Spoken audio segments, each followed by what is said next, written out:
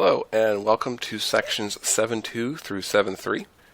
In this section what we're going to be doing is creating shear and bending moment diagrams so we can see what it is throughout the entire beam.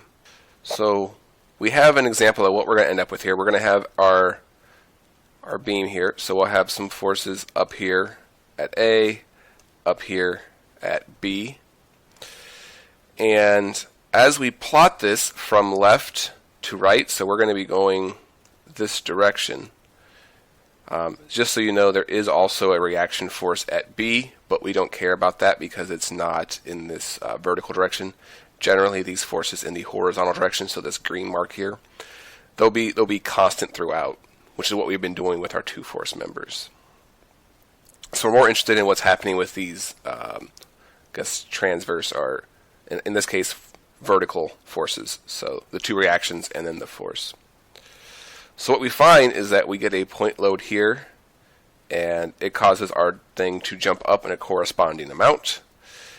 Nothing happens as we keep going over this way, and then we run into this point load, this force, so this drop down in our shear diagram will be equal to that force.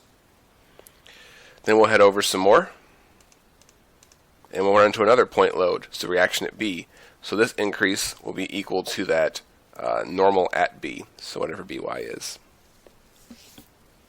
Then we come down to our bending moment diagram, and our bending moment diagram is just the integral of our shear diagram. So if we integrate V, so this diagram, from left to right, we will get our moment diagram. Well, it's not quite that formula, but it's roughly that. So integrating your shear diagram will get us our change in our M. So I guess I should put a delta M here.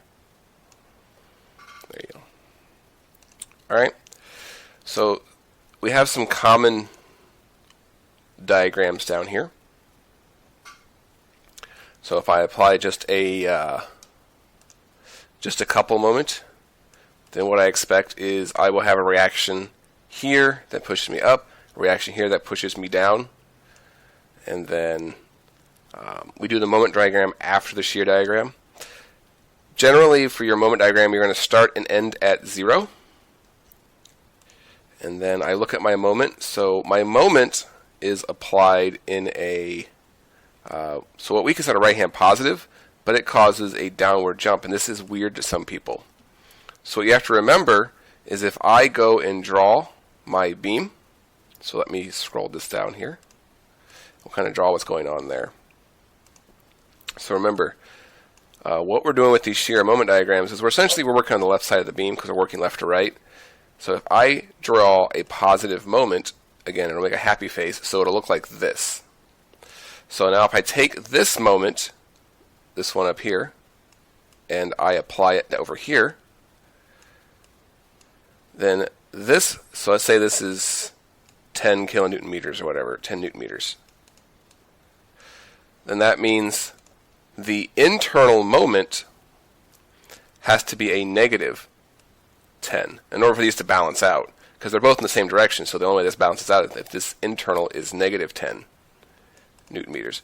So basically a positive external moment will cause a negative internal moment. And we can take this a step farther if we look at our, here, I'll just redraw that, it'll be faster. Take that a step farther if we just look at, so the same thing, work on the left side of the beam, because that's kind of what these shear moment diagrams are doing. So if I take, say, a point load, so let's do this one here. So I apply this point load down. If I'm going to label shear, remember shear we want to rotate clockwise for positive, so I'm going to label it down. So this downward force means that, so say this is 10 down. So say it's 10 pounds going down. Well, that means in order to balance, since this is labeled as a positive shear force, because again this will cause clockwise rotation about this point here, then this has to be negative 10. So it seems more logical when we look at it that a downward force causes a downward jump, but we get the same effect when we do a moment. It's just it doesn't line up the way we think it would. Okay.